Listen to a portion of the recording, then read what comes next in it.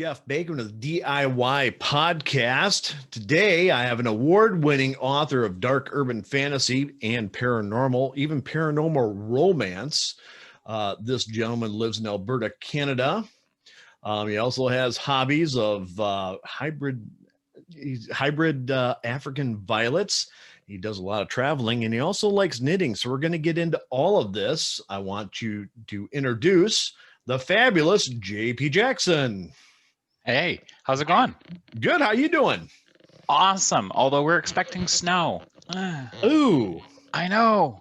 not snow already. No, yeah, I know already. Last year we had it like some October 12th, something ridiculous. Anyways, gross. I'm not ready for it. I tell you what, we've been communicating here over email ever since we decided to kind of get on this podcast. And, from what I've read on your Facebook page and your publishing site and everything else, I'm really excited to kind of get into what you do. Cool. Yeah, right. I think we ought to start off with the your latest book, Magic or Die. It just got released in June, I think. Is that a couple of years ago, actually? Oh, really? Oh, I know. Yeah, my very, very first book came out in 2017, and then a year later I had Magic or Die. So 2018, okay. And then 2019 we moved, and it was a nutso year. And so by the time I actually got time to sit down and write, it was another year to do that, and then the publishing process. So yeah, here we are. Absolutely. The life of a writer. Yeah, exactly. And I only do it as a hobby. So I carve out time when I can do it, and when the little gremlins are active in here and are making me write things. The the thing that's common amongst most authors is they hold a day job, and you're actually very busy. You kind of an IT guy. You work in healthcare IT, which I'm familiar with a little bit on my side. That's a busy profession. Lots of especially when you're working in the area that you are. When things go down, you have to go in. Very much so. I mean, thankfully, I can do most of it from home. And since COVID, March, I have actually worked full-time from home. So that's a bit of a blessing. But the email and the messages and all the rest of it. So I configure the electronic charting system that our hospital physicians use. So yes, with COVID and whatnot, we've been nothing short of busy. And many days after work, I'm like, I'm so done. I walk away from the computer, never to turn it back on. So, during the quarantine and everything, do you miss the social interaction with all your coworkers and everything? And oh my God, yes. It's one of the horrible things about this, because one of the things that I notice is that, you may be talking to somebody, you hear something, it's like, ooh, I need to write that down. It's a good, or, somebody's demeanor or something or whatever you see. And when you're just stuck in your house, you don't see nearly as much. No, and I live in a 1,200 square foot condo, so there's not a lot. It's like, oh, that's a nice wall. Oh, look, there's a new, never mind. That's old. I found, yeah. So one of the things I found interesting about your writing is that you always feature LGBTQ in your main characters. Always. Yeah. So growing up, so I'm turning 51 next week. Okay. So I'm happy birthday. Old. Growing up and coming out in the 80s, I came out right in the middle of the whole HIV insanity. That actually kept me in the closet for a few years, but reading was always my escapism from reality, and growing up was kind of a bit of a torturous nightmare. I mean, I easily got pegged out and singled out, so reading and books allowed me to escape. But I never really found any books or stories that had people like me. Mm-hmm. So, we always want to see ourselves in the books that we read, in the movies we watch, and that just wasn't there. Now, having said that, looking back now, there definitely were stories, but they were far and few between. There was a lot of negative spins on those stories that featured gay and lesbian characters. A lot of times the whole bury your gays trope was very common as well. It's like, oh, we've got a great gay character. Oh, now they're dead. So it kind of put the whole shadow of LGBT couldn't have a long-lasting, loving, caring relationship or life that was productive or successful. You were always a side character or something to be made fun of, or the villain, somebody who was mentally ill. Mm-hmm. Just cast of horrifying things. So after reading so many novels, I thought, you know what? I think I can probably do this. And I set out, oh gosh, probably 2012, 13, and thought, I'm going to write my own book. Didn't have a hot clue what I was doing. And it took me probably 2 years to write it. And then I emerged from the basement one night and said to my husband, I think I wrote a book. And he just looked at me and go, what? Really? So just now? Just like right now? I'm Right like, now? no, I've been kind of putzing away at it forever. He goes, oh, okay. And from there, I did a lot of reading on the internet. And it's like, how do I get this published and whatnot? And so long story short, in the end, not knowing that there is content, I started off thinking I need to create that content. Mm-hmm. I wanna read these stories. So the adage, write the stories you want to read. Right. So that's what I did. And of course, my go-to is demons and darkness and magic, and if it's got horns and tails, I'm in. There you go. My very first book, Daemonian, is pre-apocalyptic. I had one reader describe it as the TV show Supernatural from the demon's perspective if the demon was gay. And I'm like, that's awesome. That's perfect. That's dead bang on. So that's my world. Naturally took that and incorporated in your blurb. Yes. No. That would have been great, but yeah. So I write stories where people like me are the heroes because I need to see my community being the heroes. But at the same time, I also need the rest of the world to see that we can be the heroes. Sure. That makes, absolutely. The one thing that I've thought about doing something like that. I'm not gay, but I've got. I won't hold it against you. Well, I appreciate that very much, but there's two things that I have no skills at, and there's actually way more than that. But poetry, I can't do poetry unless it's something kind of dirty, kind of Dr. Seussish. Roses are red, violets are blue. I like coffee. Poetry's hard. Yeah. Something like that. I usually start mine off with "There's a man from Nantucket" and then just go, from south. I can finish that for you. And I've thought about putting gay characters in my books, and my biggest fear is I'd screw it up. And just because I like to write kind of risque, kind of, boom, boom, boom, boom, boom. I don't have a lot of romance or anything in there. And the last thing I'd want to do is would be have somebody look at me and go, "You completely fucked up this character. You homophobic asshole." That's not the way and be like, "No, I wasn't trying to. I thought, and so I haven't had guts enough to touch it yet." I want to do that in the future. Sorry about that.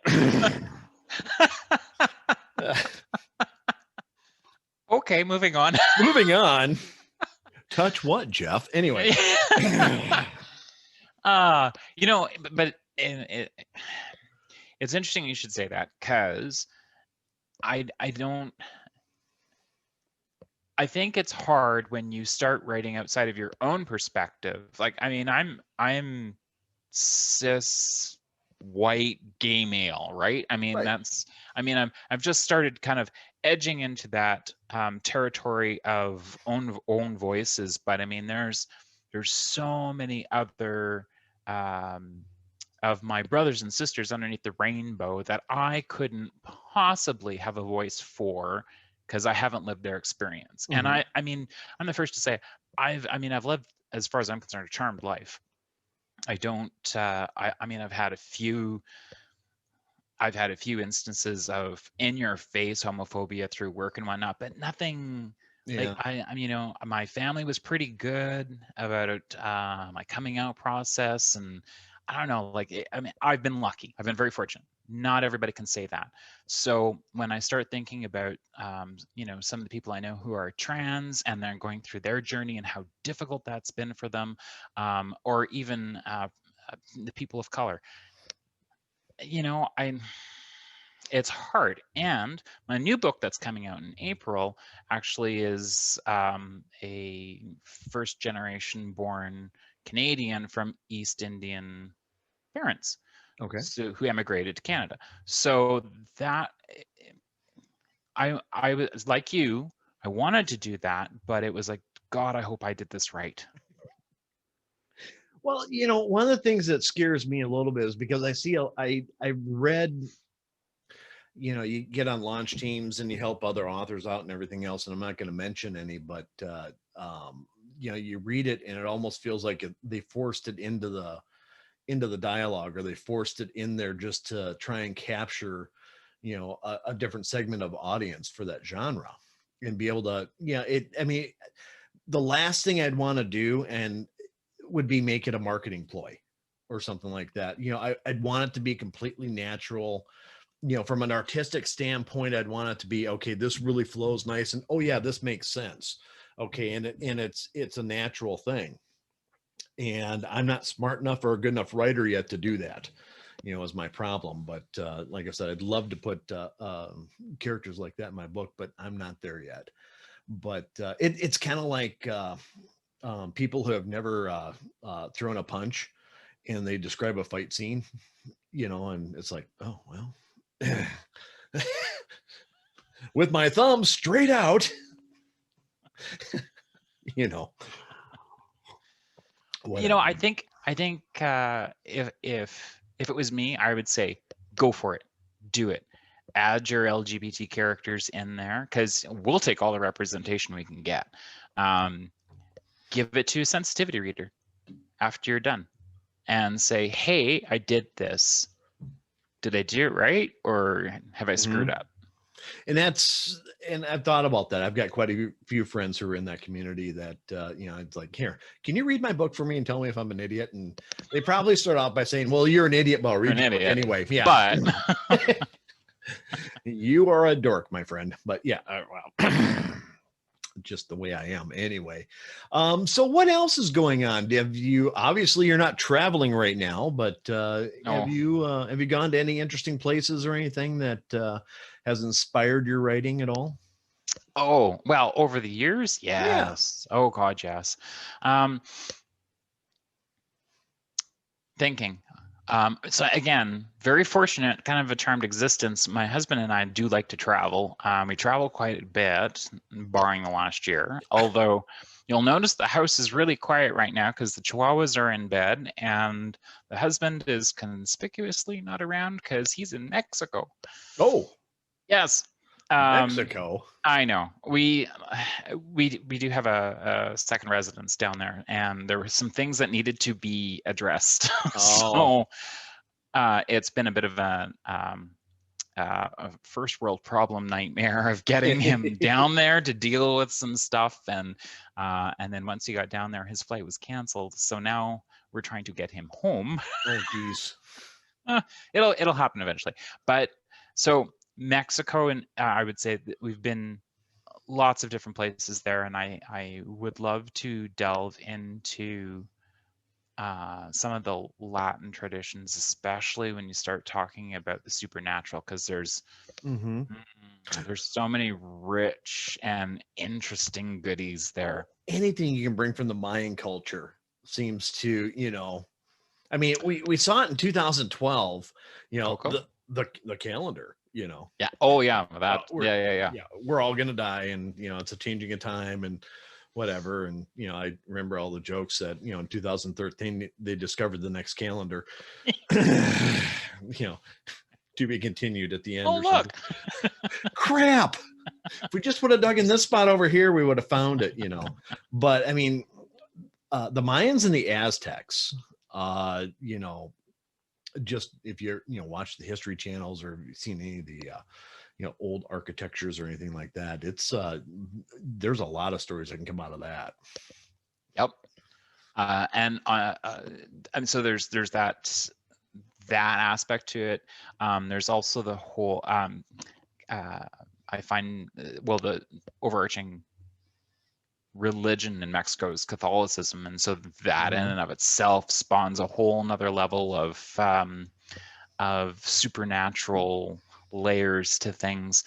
Last year we went and celebrated my 50th birthday by doing Day of the Dead. Cool. Yes, that was everything I wanted it to be, including very hot and very sticky.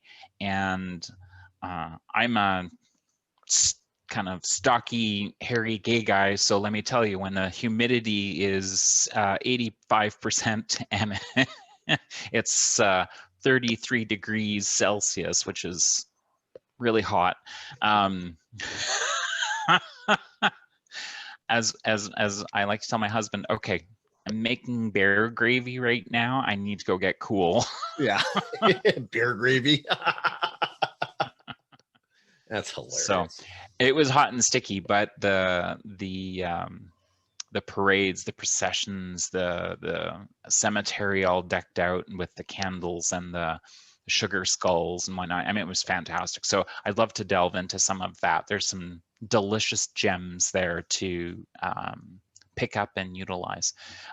New Orleans, as one of my favorite cities in the entire world, is New Orleans. Yeah. It's a city full of dichotomies. You walk down, I think it's Bourbon Street, which is where all the bars are, and the party and the beads and the shenanigans. And then right next door, the street over, is Royal, I think. Don't quote me on that, but it's all high-end shops. And I couldn't afford to buy anything out of any of those stores. So it's like debauchery right next to classy, and the whole city had this pull of energy, and it was very cool. And I got to see Anne Rice's old house, and the cemetery tours, and of course we were there, I think, only a couple years after Katrina, so we got to see some of the damage. The damage and the abandoned places that will never recover. And it's heart-wrenching, but at the same time, liking that whole urban fantasy vibe, you're like, oh yeah, so there's a couple wraiths that live over there, and there's a swamp monster and a old hag witch and that. Like, there's so many good things there. Couple of years ago, we were fortunate enough to go all throughout Southeast Asia and Bali. Wow. And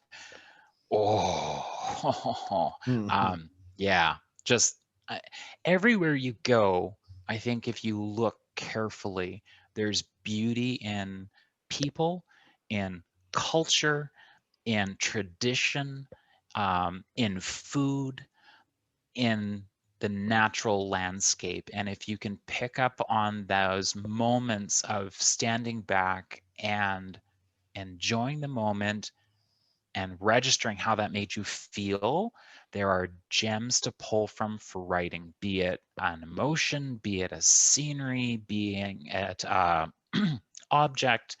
And so, and I hoard those. I take our travel pictures and things that might set off images or things I find on the internet or wherever. I hoard them, and I have a massive Pinterest account, Tumblr account, just on my computer, images that I'll go and pull from later when I'm going and doing writing. I'm like, oh yeah, I need something like this, and I'll go dig through my categories and find something, so I've got something to reference.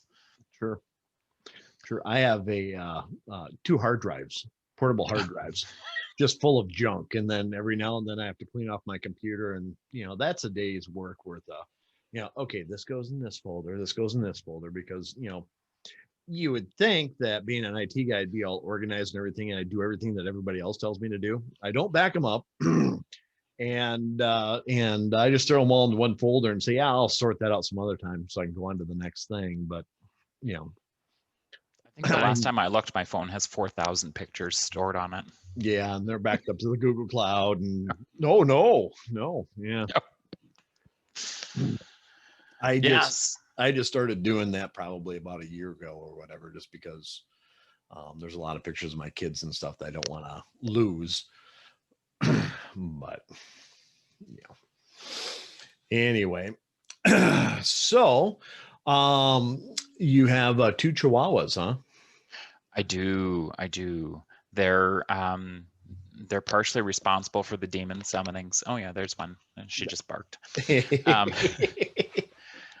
Yeah, for years I said, oh, I really want a dog. I'd love to have a dog. And I was really, really keen on getting a miniature schnauzer. Probably a good thing. They're kind of known to be barky. And yet I have 2 Chihuahuas. But my husband was like, no. And we happened to be over at a friend's place who is from Mexico. He was living here in Canada at the time, and he had his dog with him, and his Nena was Chihuahua.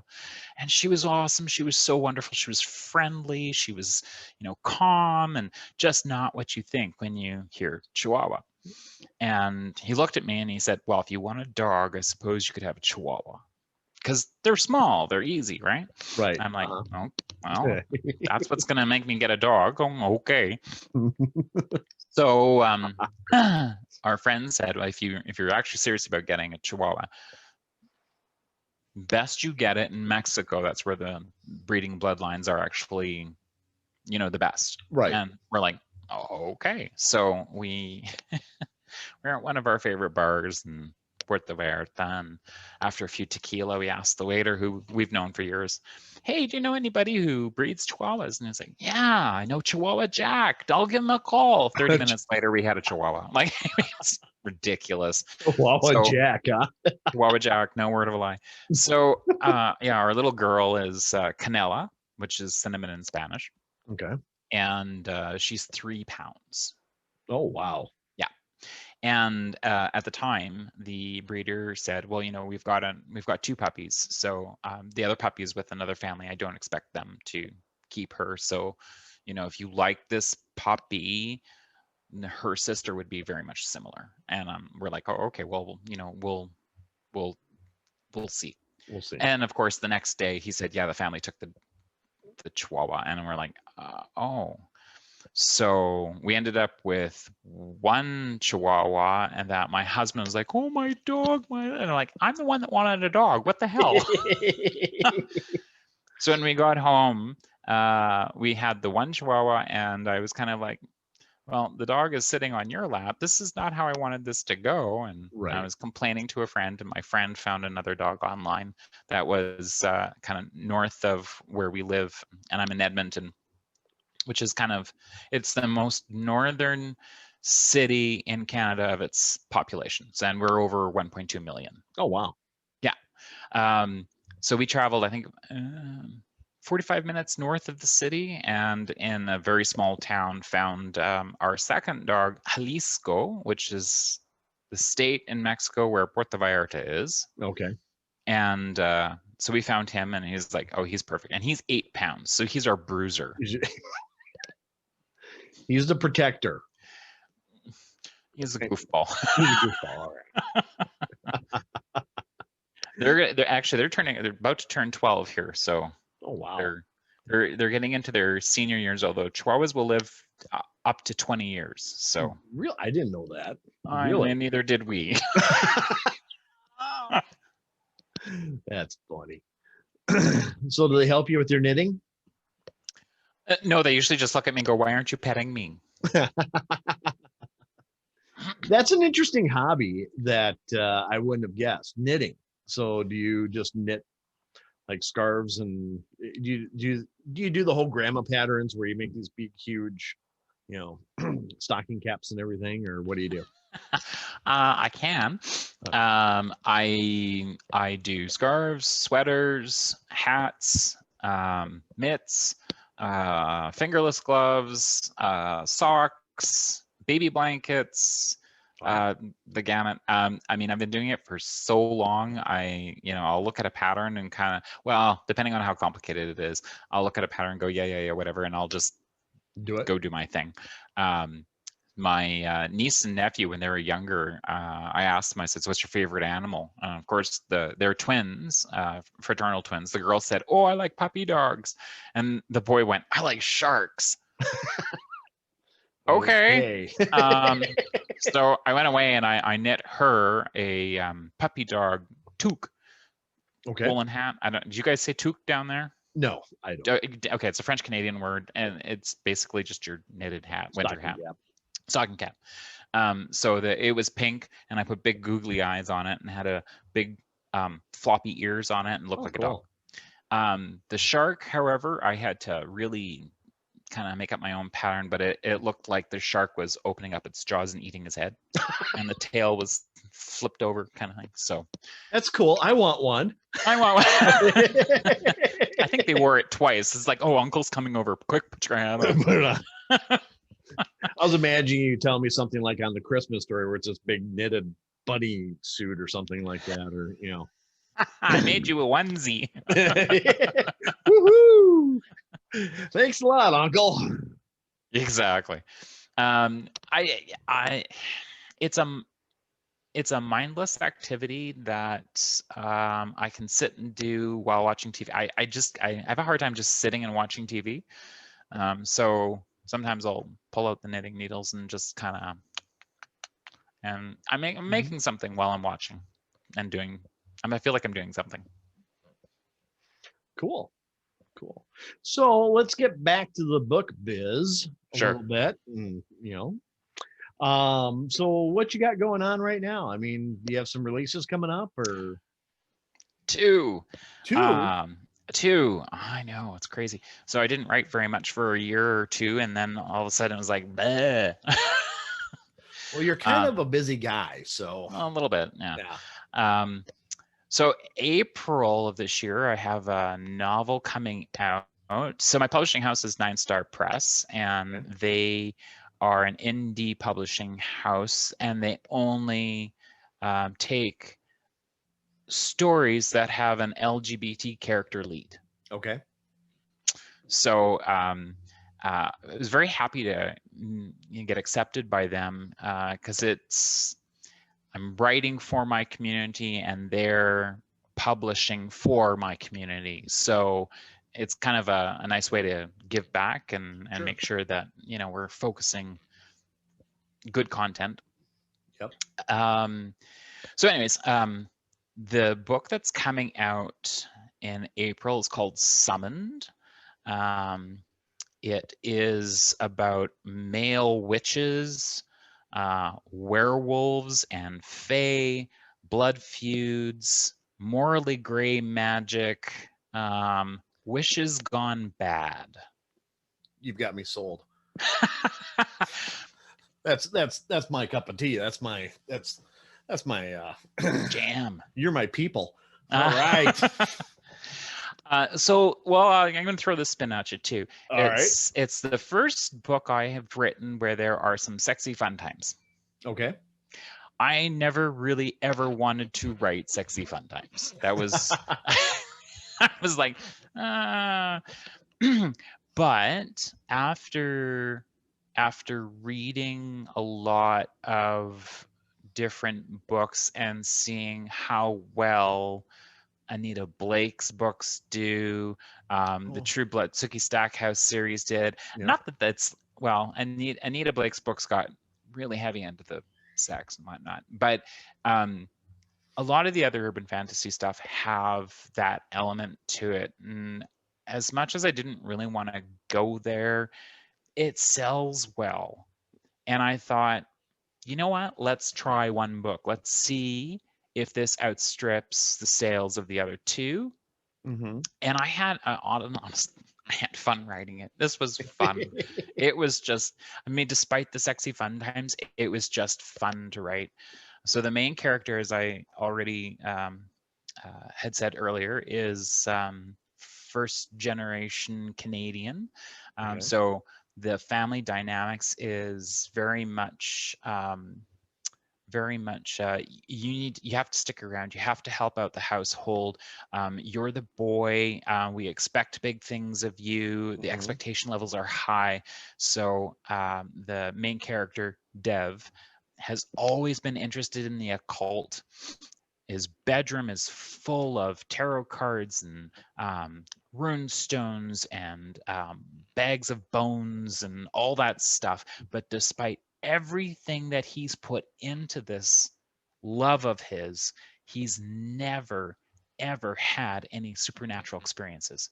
And it's killing him. It's killing him. Okay. So, with his best friend in tow, who is more interested in how he looks and the designer clothes on his back, they go down to the local pagan store and he purchases what he thinks is going to be his last occult item ever, and it's a summoning board. And there's a series of 5 boards. He buys the one that's called Desires. Okay. Takes it home, and with his best friend, they do the ritual. They write down their 3 wishes, put it into a bowl, do the ritual, and Dev is just waiting for things to happen. And of course, nothing happens. Until the next day when his best friend starts to have one of his wishes come true. Oh. And of course, his best friend Cam, who's flippant and as I put, as gay as the daisies, his very first wish was, make me the fairy I truly am. Okay. So he slowly morphs into a fae, huh? Fae, but he is royal fae with big horns, and he's a furry guy. So he sprouts these membranous wings that are laced with fur, and he grows a slender long tail with fur on it. And because he's the upper echelon of fae in this universe, they only eat meat. Uh-oh. So humans are tasty. Are very tasty. So are humans a delicacy, or are they just something that you they're just food. They're just food. Okay. They're just food. So the story's tagline is "Be careful what you wish for." Oh, absolutely. And it's this spiral chaos of Dev finally getting his wishes, his friend getting their wishes, the shitstorm that ends up happening because of it. And because it is a bit of a paranormal romance, in the end, things work out well for our main character. His best friend, we're maybe not so sure. Things are pretty good, we think. Okay. Some of the other characters in the book, not so good at all. Not so good. So that's coming out April in 2021. April. And then in August, a compilation of short stories. Okay. Yeah. I had a couple of stories that were originally published with Nine Star Press in anthologies. So they would put out a call and say, we're doing a Women of Mystic Origin Sure. And I'm like, oh, okay, well, my editor said, write me something. Okay. I'm a gay man. What do I know from women and mystic origins? Right. So, So you pulled it off. I apparently, and over time, like those anthologies have come and gone. The rights are the house holds them for 2 years, and then afterwards, various authors have said, I would like my story back, and so the anthologies kind of got taken apart. So I'm like, oh, I've got 2 stories here, and one of them is about a lesbian witch and her coven, the high priestess, who has horribly subverted this tradition and turned it into something evil. And so the lesbian witch gets together with this dryad and they kind of fix things. So are you publishing this anthology? Is these all your short stories? Or they're all mine. Oh, cool. The fun thing is it's called A Darker Side of the Rainbow. And I took the LGBTQ and I have the lesbian story. I have a gay story, which is a retelling of Little Red Riding Hood, but with an all-male cast and werewolves. Okay. And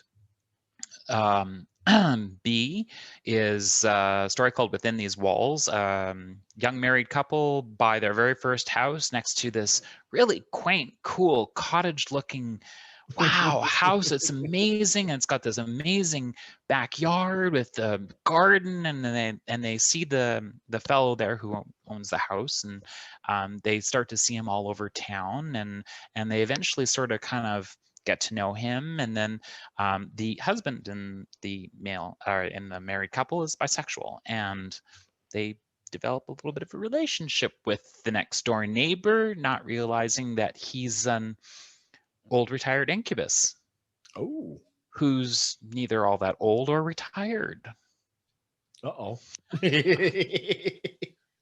That one doesn't end well. Not well at all. Not well at all. And then the T, transgender. I'm writing a story called Skinwalker, where a First Nations Indigenous person who is starting their transition discovers that their heritage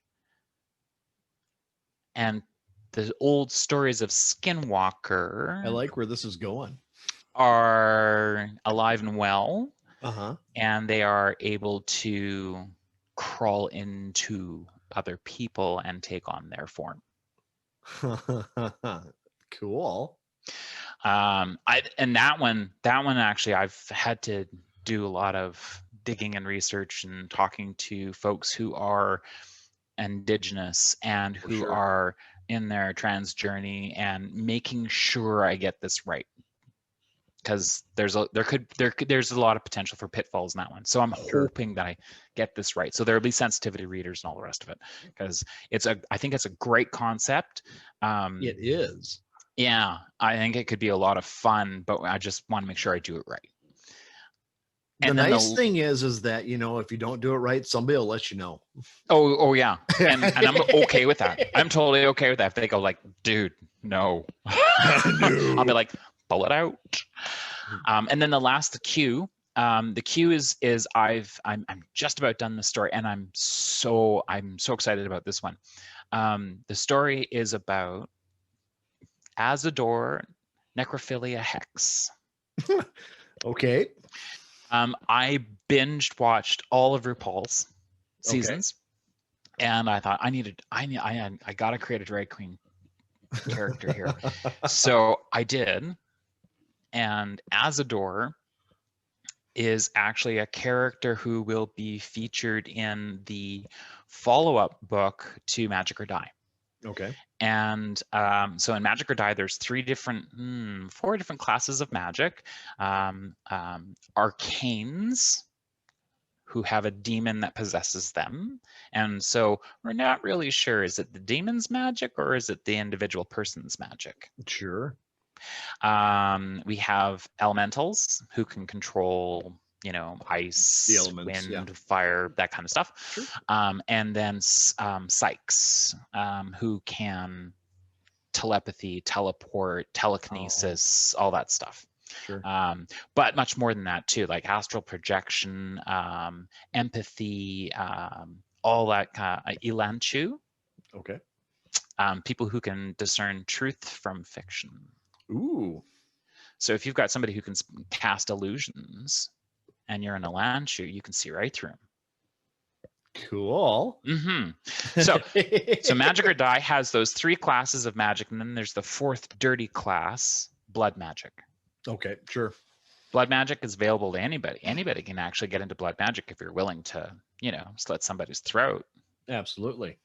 So Azador is a arcane medium.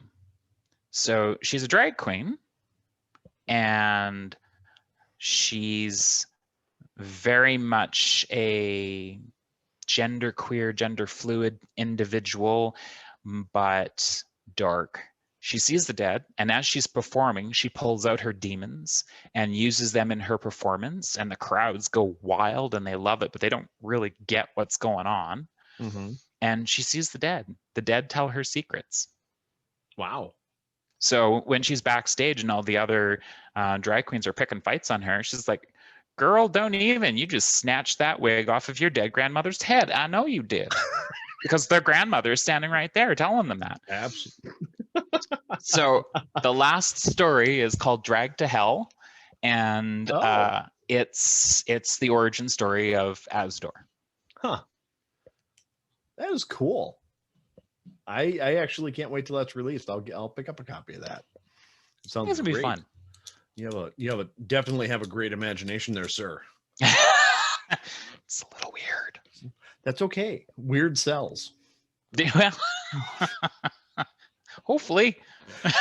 Well, if it doesn't knock somebody off a little bit and they're looking at it going, what the hell just happened? It's not dark fantasy.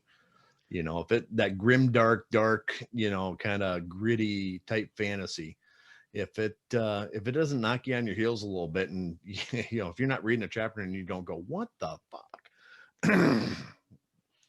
What? Yeah. The hell?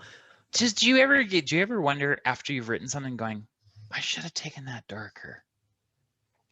I've thought both sides of that. I should have taken it darker, and then on the other side, it's man, I'm not sure if I should have wrote that. that one might be pushing the envelope just a little bit, but so far I haven't been able to push it enough. So I'm waiting for that day when somebody says, just stop, or the editor comes back and says, I couldn't read past this chapter. You need to take this out. This just disgusts me. Dude, I'm calling a therapist for you. This is wrong. Or everybody just shows up at my house and it's time for an intervention. We've taken all your weapons. We've taken everything that you possibly, cause harm to anybody else or yourself. And it's time for you to come over here. And we've got a nice little padded cell over here for you. And we're going to talk to you for about 2 weeks and see if we can't straighten your butt out. We've canceled your order of black chickens and railway spikes. No. Absolutely. Oh, shoot. Well, we've been going for a little while now, and it's probably time to wrap this session up, I think. Do you have anything else to say? Anything you want to point out, or did I miss anything that you want to talk about? Oh, goodness. Buy my books. Please. No, I'm sure you'll probably put all the socials up for where people can find me and whatnot. And stop by. I'm all over the place, and don't be afraid to reach out and say hi, because I love talking to readers and love hearing what they have to say. And just because it's LGBTQ fiction doesn't mean that everybody can't read it. That's right. Absolutely. A story is a story, and the characters develop the way they develop. It's just like people in general. They're all, everybody's different in some way. And it's the storyline and what the characteristics of the characters in their life experiences and what adds to the story. So I mean, I completely agree. I'm not trying to sound political or anything like that, but it's just kind of my view on that, is that it's all, as long as it's a good story. There's lots of people that just write straight that their stories suck. Like, well, I mean, was that suddenly suddenly I was very, very, very, very, very upset. and then and next, and I'm not trying to rip on, that's usually your first book and you're like, oh my God, and then you read somebody else's book. It's like, man, that was beautiful the way they did that. I should just stop. Yeah. I should have probably done that better, but I think everybody feels that way. I will post all your social media and your web links and everything in the podcast and on the YouTube channel when we get that published up. And I trying to think of anything else. It's been an absolute pleasure talking to you, sir. I'm glad we got to meet. I'm glad we started chatting a little bit on Instagram. And again, this is JP Jackson. Want to officially thank you, sir. Thanks for having me. And I'm Jeff Bacon with the DIY podcast.